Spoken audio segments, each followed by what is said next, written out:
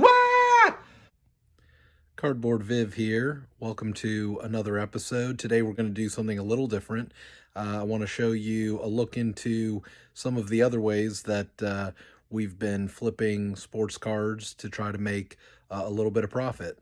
In this particular episode, you're going to see a collection that we purchased at a local flea market and have slowly broken apart to sell on eBay.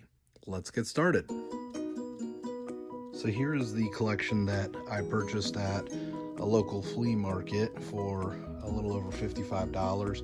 The reason I had originally spotted these particular boxes, there had been multiple others to choose from, were these sealed WCW wrestling packs, which I have up on eBay now. And I figured, based on the number of sealed packs here, that there were enough that I could recoup the entire value of the collection on that basis alone. Cardboard Viv from the present here, not off to a great start. The truth is, those WCW packs were on eBay for about a month and a half and they didn't sell at all. However, I took them with me to the CSA show where I sold the final 20 of them for $1 a piece, and I also sold another 10 or so for $2 a piece. So I did end up probably making about $40 on the sale of those WCW packs, but they were much slower sellers than I had anticipated. But we also have a number of other little pockets of cards, some of which have already sold. We sold a lot of Magic the Gathering cards, which I've already shipped out, so I don't have them here to show you, but I can show a picture. And those were sold for $15 plus shipping. I also sold a set of rock and roll cards for $1.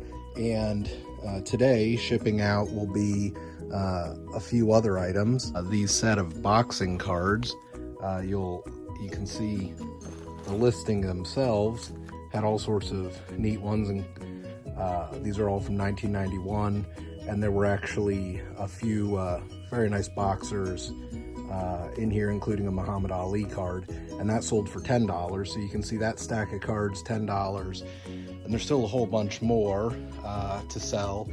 The particular item that I'm most intrigued by selling are this stack here, which are mint 1989 Nintendo sticker cards. They had all sorts of characters from video games. You'll notice that there's a whole bunch of cards from the Knockout game from the NES, as well as Zelda, that's Link, and all sorts of Mario cards as well. And I thought these were pretty neat. This was a gem that was found inside the box. Really vintage, classic, and mint Super Mario Brothers type cards, which are highly collectible.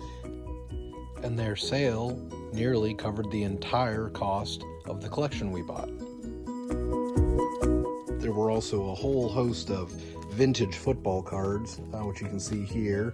All sorts of things from the 1980s and the 1970s. And they even had cards going back to the 1950s. These are just some of them. You can see a stack there. These are 1980s Topps vintage football cards, but there was a whole host of additional 1950s cards, 1960s cards, things that are worth themselves individually $1 or $2 a card, which if we lot up, we'll be able to make some money as well. And that's exactly what we did. We started lotting up cards by player or year or type, and we started selling them. Some went as low as $1 or $2, and other lots went as high as $10. But in the aggregate, considering that we paid only $55 for the entire collection, this was essentially all profit.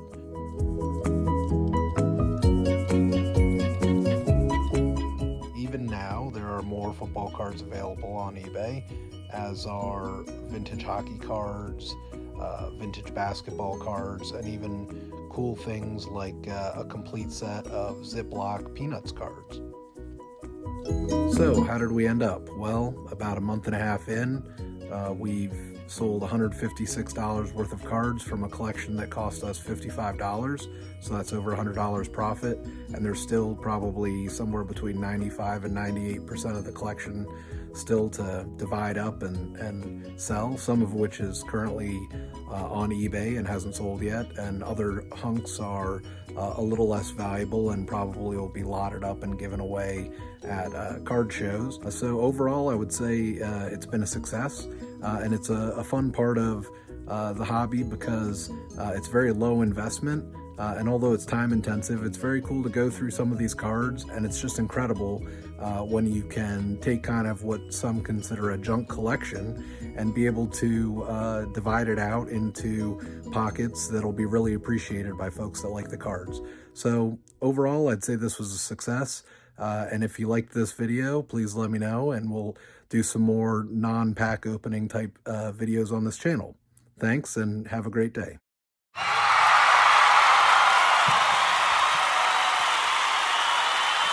Do do do.